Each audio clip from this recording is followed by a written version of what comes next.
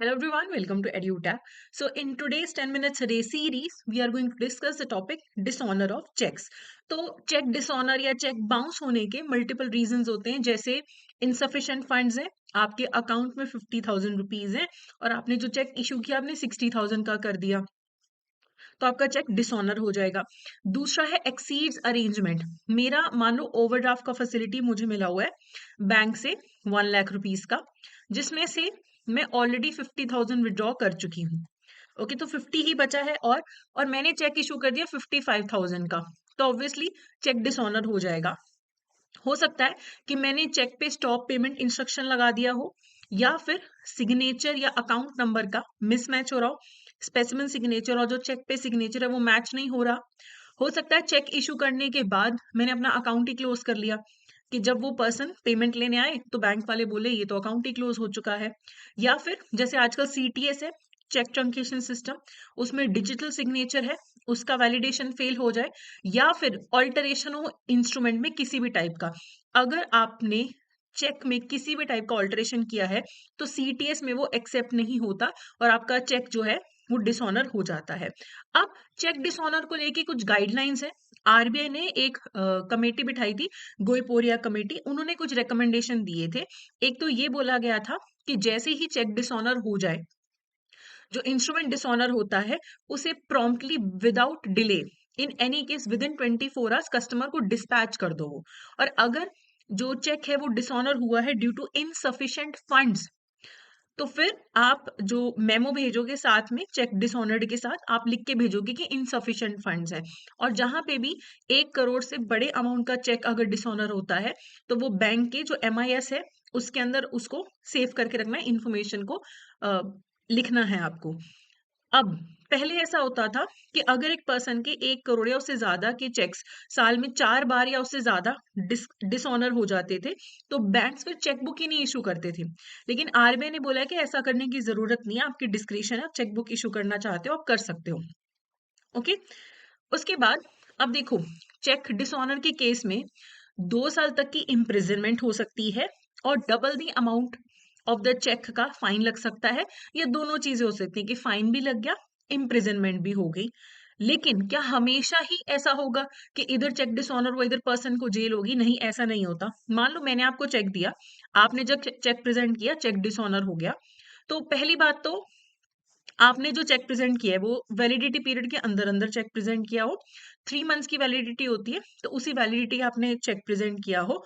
और जब आपके पास चेक डिसऑनर होके आ जाए, विद इन 30 डेज आप मुझे नोटिस भेजोगे कि चेक रिटर्न हो गया, पेमेंट कर दो। वो नोटिस मेरे पास आएगा, उस नोटिस के आने के 15 दिन के अंदर अंदर मैं अगर आपको पेमेंट कर दूं, ठीक है। अगर मैं पेमेंट ना करूं, फिर अगर आप चाहो तो मेरे पे प्रोसीडिंग्स कर सकते हो, क्रिमिनल प्रोसीडिंग्स कर सकते हो। हमेशा ही प्रोसीडिंग्स नहीं होती हैं। और ये जो चेक डिसऑनर की लाइबिलिटी है ये मेरी है, मेरे एयर या मेरे जो लीगल रिप्रेजेंटेटिव्स हैं उन पे ये लाइबिलिटी नहीं डाली जा सकती है। और चेक जो है वैलिडिटी पीरियड में जितनी मर्जी बार आप प्रेजेंट कर सकते हो। 3 मंथ्स के लिए चेक वैलिड है, तो उसमें आप बार बार भी चेक को प्रेजेंट कर सकते हो, हर बार नया केस नहीं बनेगा, क्योंकि चेक जो है वो सेम है। कई बार क्या होता है कि पर्सन जो है वो चेक इशू करता है, जैसे मैंने चेक इशू किया और उसके बाद मैंने अकाउंट क्लोज कर दिया। जब आप चेक प्रेजेंट करने आए, आपको पता लगा कि ये तो अकाउंट ही क्लोज हो चुका है, वहां पे भी आप मेरे खिलाफ लीगल एक्शन ले सकते हो। ठीक है, लेकिन एक बार आपने चेक प्रेजेंट किया, वही चेक 2 दिन बाद दोबारा प्रेजेंट किया, तो दो नए केसेस नहीं बनते, वही सेम केस रहेगा। ठीक है, फिर अगर ऑफेंसेस होते हैं बाय कंपनीज, उस केस में क्या होगा? तो every offence is punishable under the negotiable instrument act and वो कंपाउंडेबल होगा। ठीक है, आउट ऑफ कोर्ट सेटलमेंट हो जाता है। अगर कंपनी ने ऑफेंस किया है, कोई फर्म है, कोई एसोसिएशन ऑफ इंडिविजुअल है, जो भी पर्सन रिस्पॉन्सिबल होंगे उस एसोसिएशन में, उन्हें लायबल ठहराया जाएगा। ट्रायल कोर्ट में होगा, 1 साल तक की सजा हो सकती है और 5,000 तक का फाइन लगाया जा सकता है। अभी नेगोशिएबल इंस्ट्रूमेंट एक्ट में 2018 में अमेंडमेंट करके इंटरिम कंपनसेशन की बात की गई है। मान लो कि आपने जो मुझे चेक दिया, कंपनी ने जो चेक दिया, मान लो वो डिसऑनर हो गया। ओके, तो अब केस चला गया कोर्ट के अंदर। ठीक है, सामने वाली पार्टी जिसका चेक डिसऑनर हुआ है, यानी कि जो ड्रॉर ऑफ द चेक है, वो बोल रहा है कि मेरी गलती नहीं है। मैं बोल रही हूँ नहीं, आपने मुझे चेक दिया, वो डिसऑनर हो गया, आपकी गलती है, अभी कोर्ट में केस चला गया।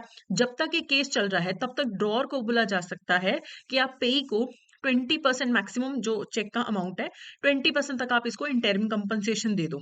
तो अगर चेक 1 लाख रुपए का है तो 20,000 रुपए तक का ड्रॉअर को बोला जा सकता है कि तुम पेई को पे कर दो।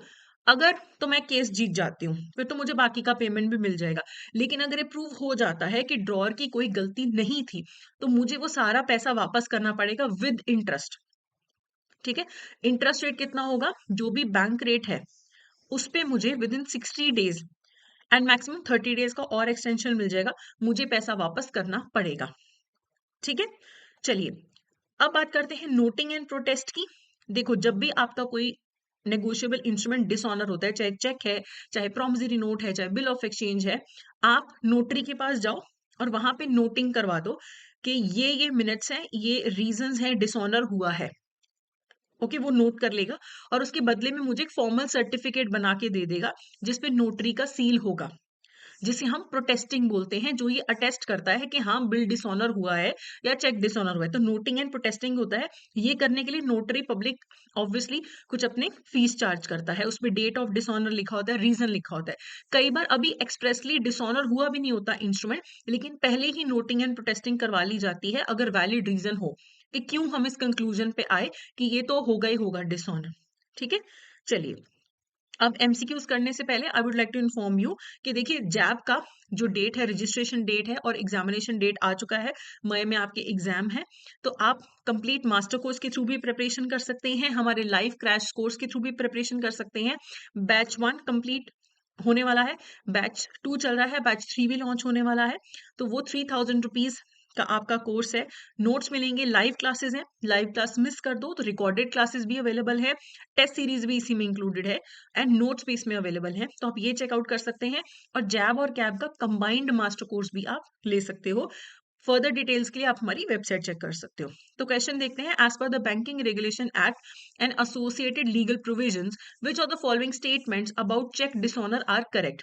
A check is considered dishonored when the bank refuses to pay the amount mentioned in the check. बिल्कुल सही।